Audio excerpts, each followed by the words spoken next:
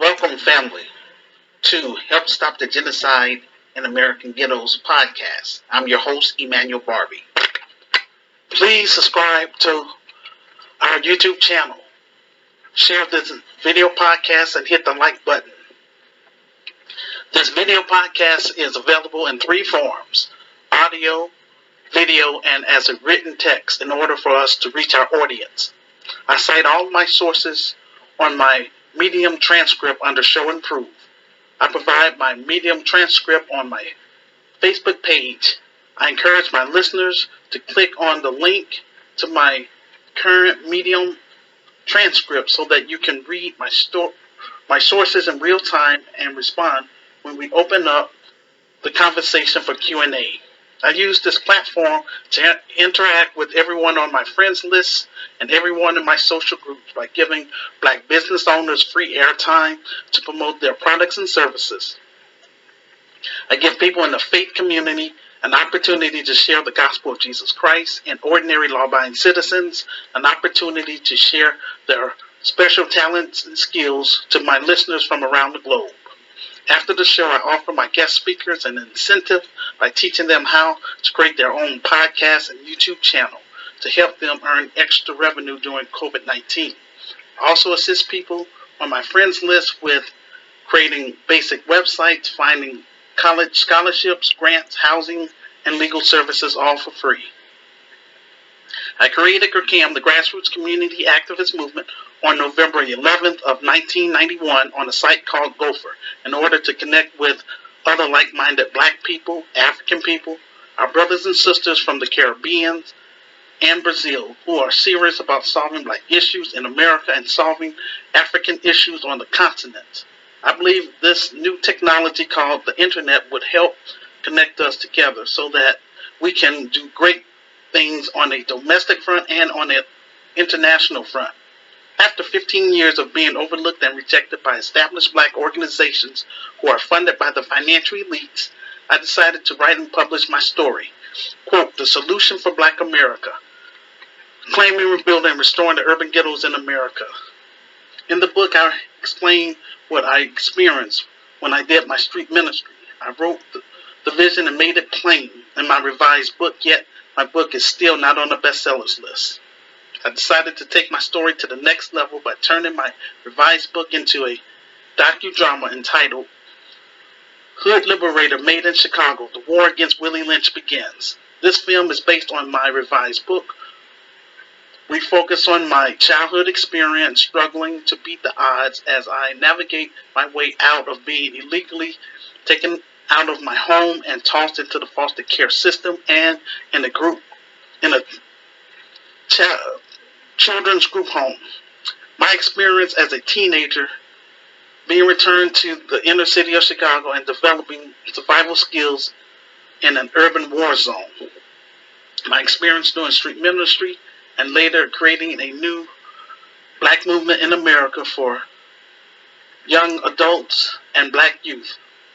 All products of extreme abuse, violence, and drug-infested childhood. The film offers a sensitive and intimate look into my experience with the Illinois foster care system, my determination and inspiration to separate myself from the status quo and desire to find purpose in life. Our second film will take place somewhere in South Africa and is entitled African Liberator, Battle Against Colonized Mindset. This film will deal with how the colonized mindset is based on an internalized attitude of feeling culturally inferior to European culture as a result of colonization. I believe that storytelling is one of the most powerful and effective ways to captivate a better world.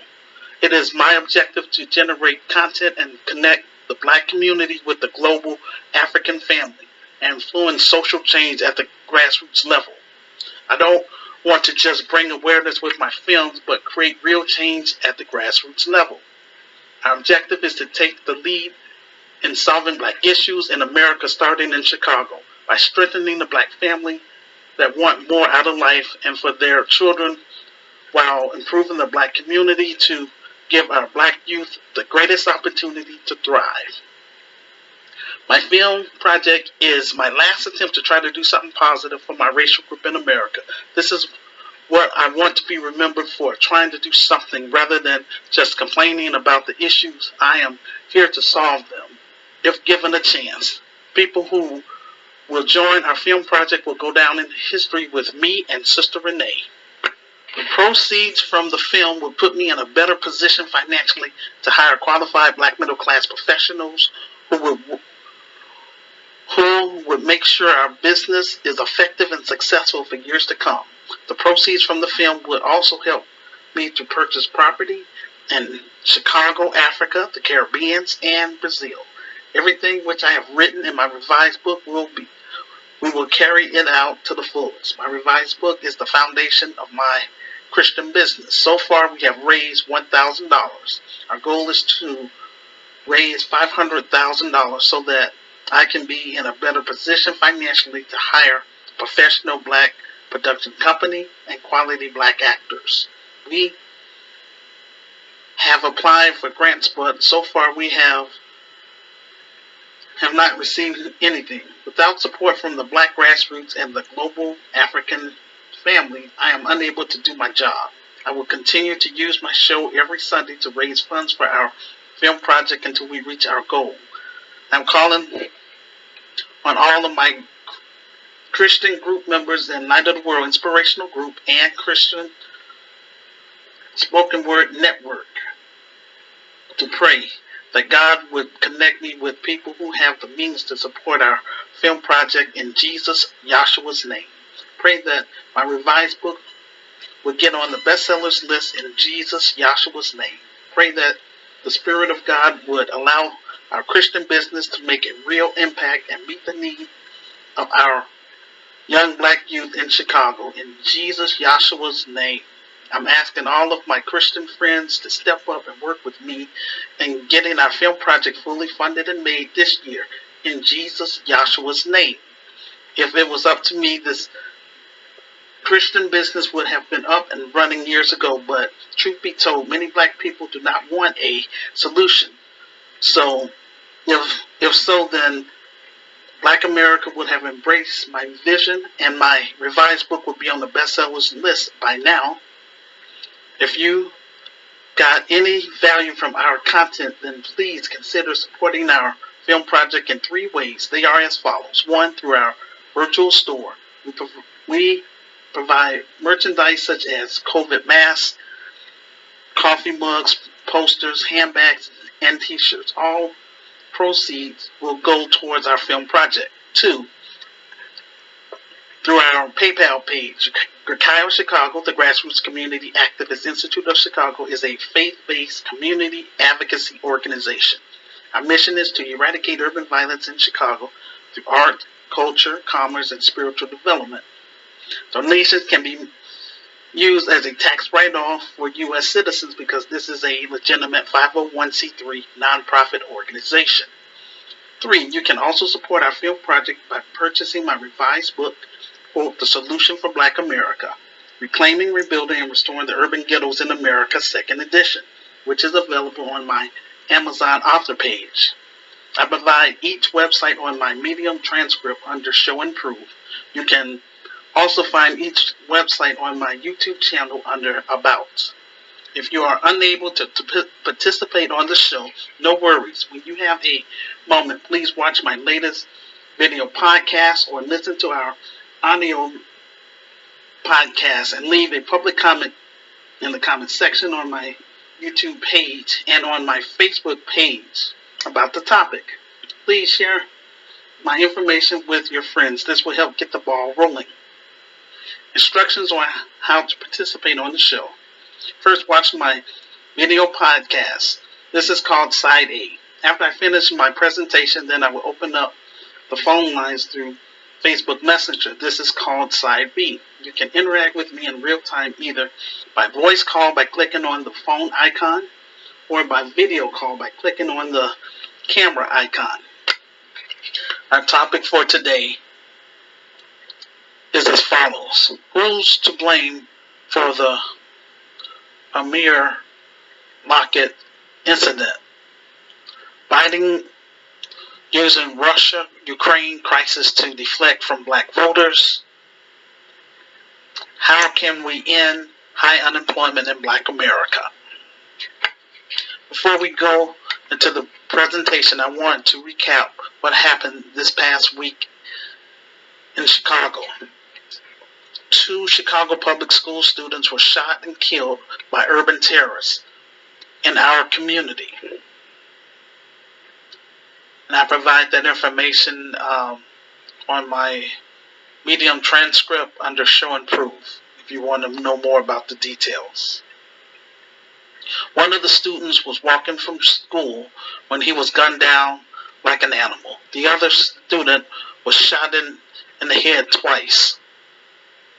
I'm asking all of my Christian friends worldwide to pray for the victim's family, the perpetrator's family, and our children in general who live in the inner cities that are unprotected.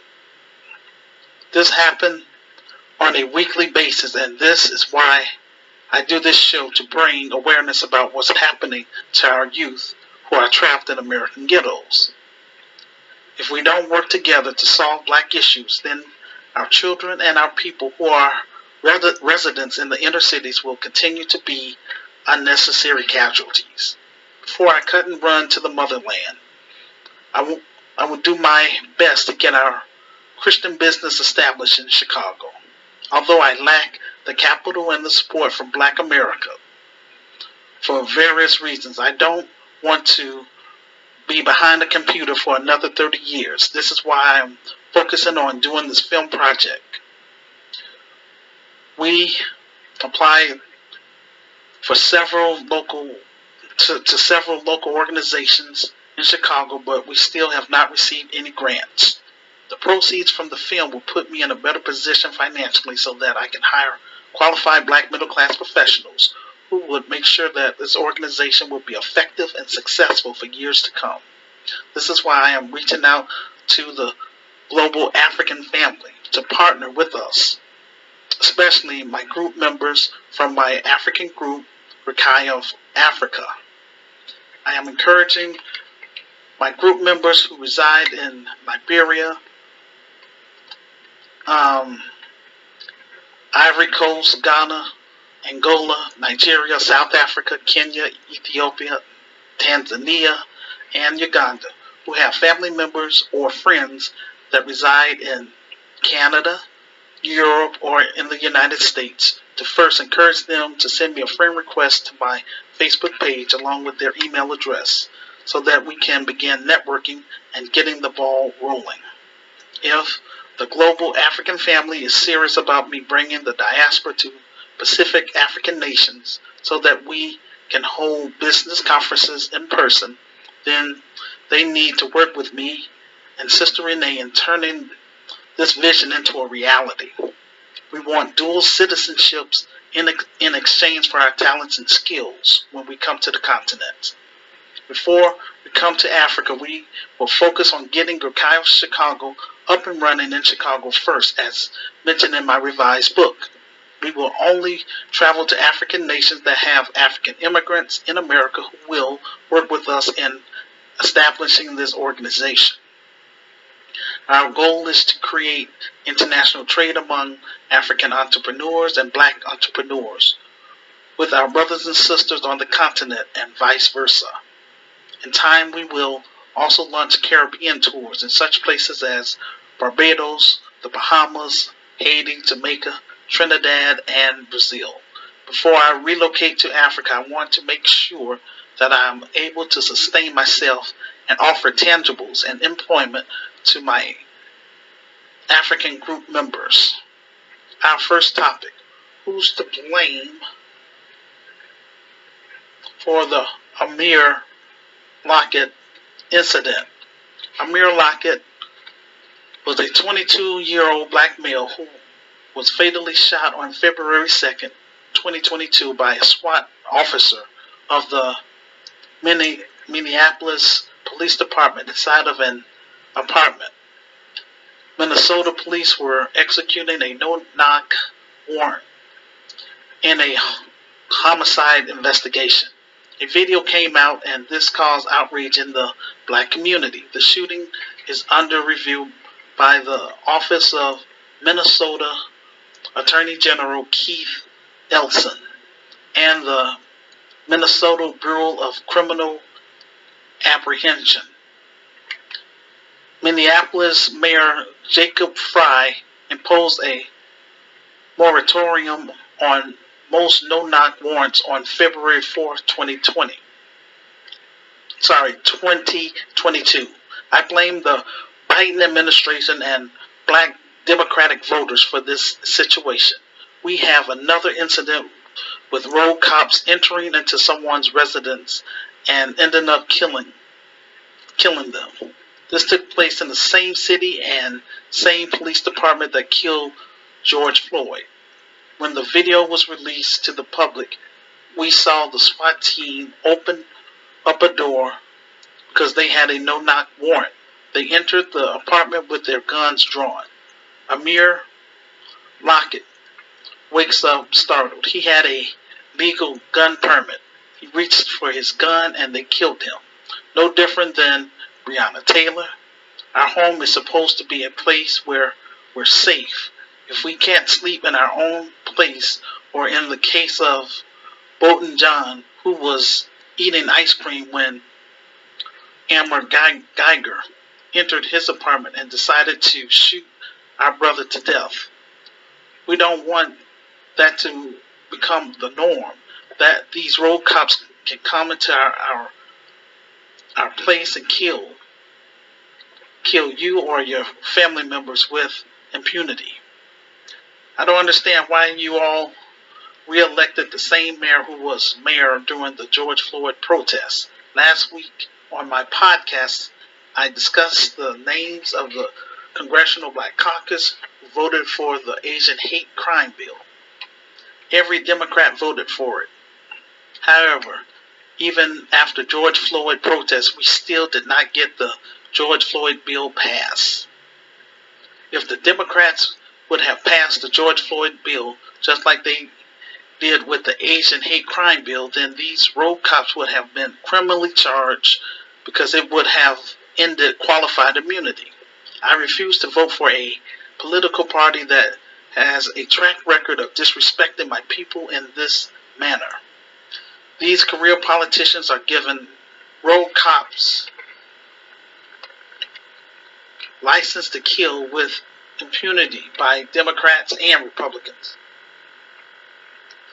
Tell me, what laws have been put on the books for black people in 15 years? Where is the Asian equivalent to George Floyd? The Asians just got a whole hate crime bill in less than 2 years. It's always an excuse why these politicians can't do anything for black people. If you look at what the Biden administration has done for other groups, executive orders like LGBT, illegal immigrants, Latinos, and white women, but nothing for black people. This is solely pinned on the Biden administration and Democratic black voters. This occurred in a Democratic city, Democratic mayor, and Democratic governor. Remember this during the upcoming midterm elections.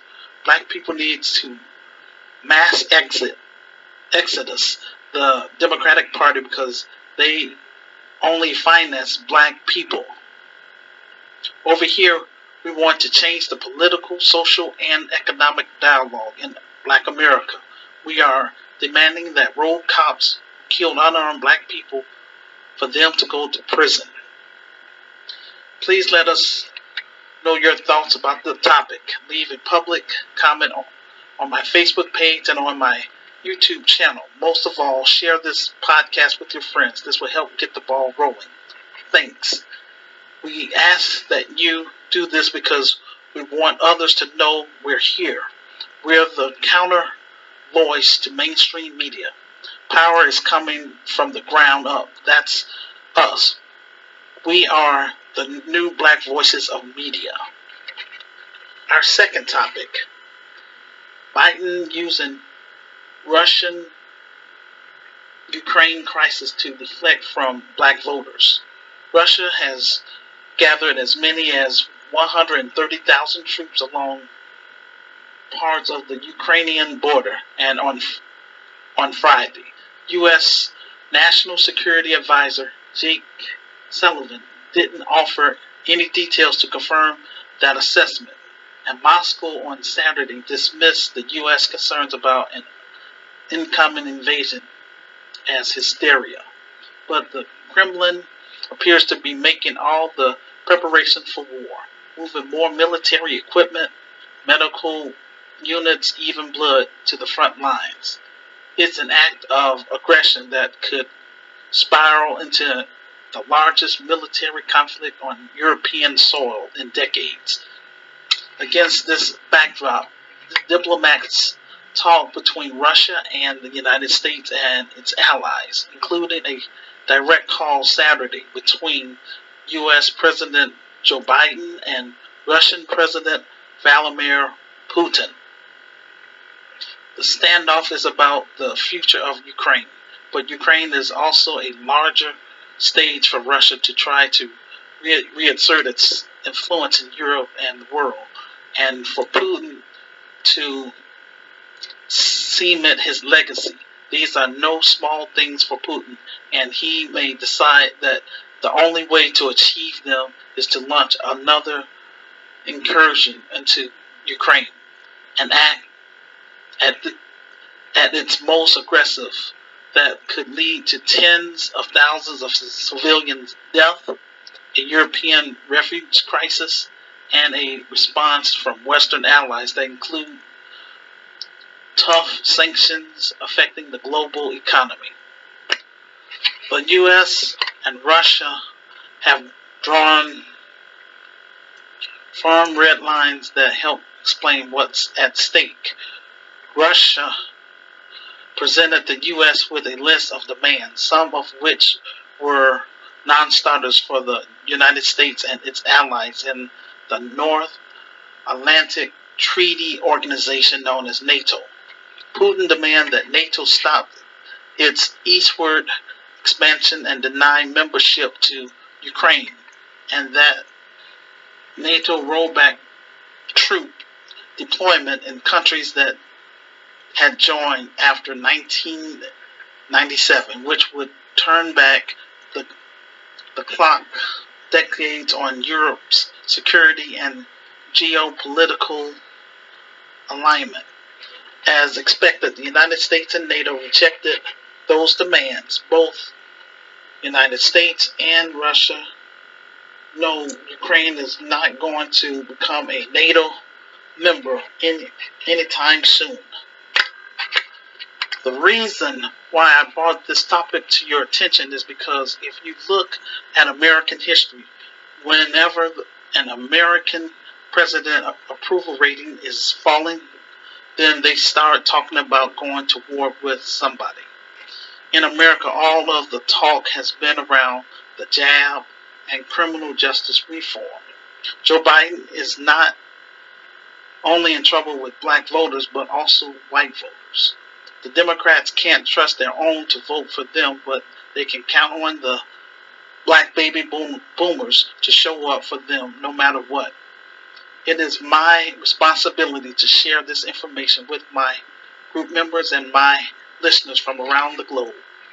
Over here, we're not going to let these career politicians deflect the conversation when we have domestic issues that need to be resolved.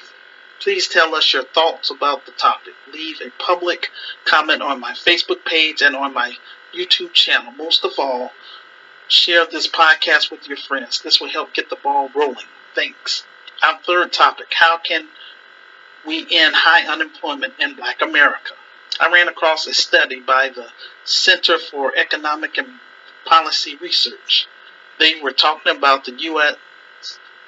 economy in relation to black men. According to the study, the lack of black men in the workforce has hurt the U.S. economy. The financial elites would say black men are lazy when we know they are the real lazy ones. If they wasn't, then they wouldn't have to go to Africa to enslave our ancestors in order to to build this land called America. They got free labor for 250 years.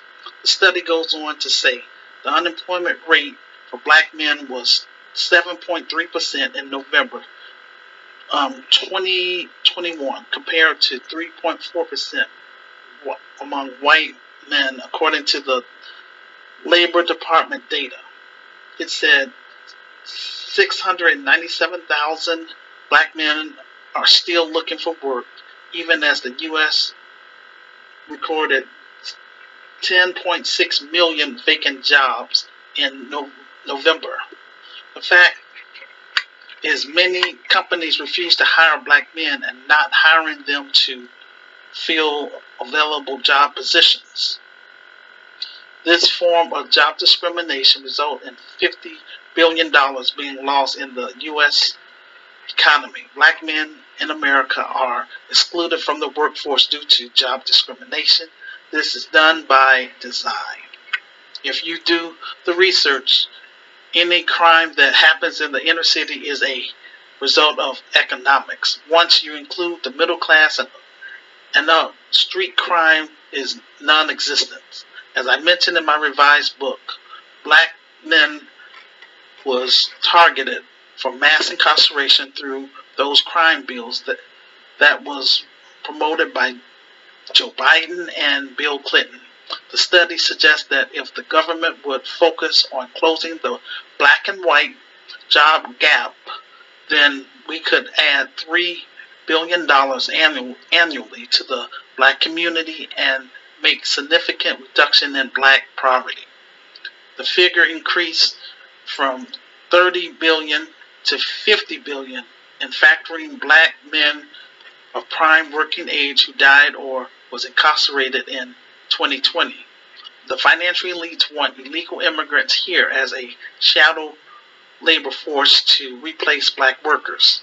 It's a surcharge to maintain dominance. We have an economy of $300 trillion. $50 billion is a surcharge against $300 trillion economy. The incarcerated rate of black Americans in local jails was 465 incarcerated per 100,000 of the population, the highest rate of any ethnicity according to the Bureau of Justice Statistics. Once again, this is done by design. The Brooklyn Institute study from last March found that incarcerated black men account for a third of all black men excluded from the labor force. The study suggests that black men have always had a high unemployment until we as a racial group stop looking for massa to solve our problems. If studies and data keep telling us we are always going to have high unemployment, then what does that tell us as a racial group? We need to start working together with other like-minded black men and African men to create our own businesses and hire our youth. That is what I've been trying to do for the past 30 years. Our grandparents focused on building wealth and prioritizing the family in order to keep the community intact. But the black baby boomers generation wanted to distinguish themselves from their parents. They wanted white acceptance. They wanted access to white facilities, government jobs, and embracing a degenerate lifestyle, even if it means selling out our people and our community. Our grandparents were independent, skilled labor force. That's why the financial elites created labor unions to neutralize these newly freed skilled laborers who were once classified as slaves, now reclassified as sharecroppers. They did not want to compete against these newly freed workers. This is an important topic that more black people need to discuss. I want to turn all of my social groups, both Christian and secular, into real business, starting in America, especially in Chicago. You will never earn the amount of money that you want to earn working for someone else. If you work for the financial elites, they don't want you to have a high position like being a supervisor. You continue to remain in America, you will face racism, job discrimination, relying on them for your daily bread. I have explained to my group members that we are creators and builders. Rakai of Chicago will make our presence known on the west side and south side of Chicago. This is what I've been called to do. Rakai of Chicago will raise the bar in Black America. We will be a competitive institution on the world stage. Before I relocate to the motherland and turn over the business, I want to make sure that we form an alliance with Africa and the Caribbean before we launch our tours. I work hard at trying to make this podcast a success. We don't get the visibility nor the appreciation, but that does not stop me from broadcasting my vision and plan to those who want to work with us in turning the vision into a reality. I want to thank everyone who has contributed to our podcast. Please tell us your thoughts about the topic. Leave a public comment on my Facebook page and on my YouTube channel. Most of all, share this podcast with your friends. This will help get the ball rolling. Thank you. And I hope to hear from you all soon. Peace and blessings.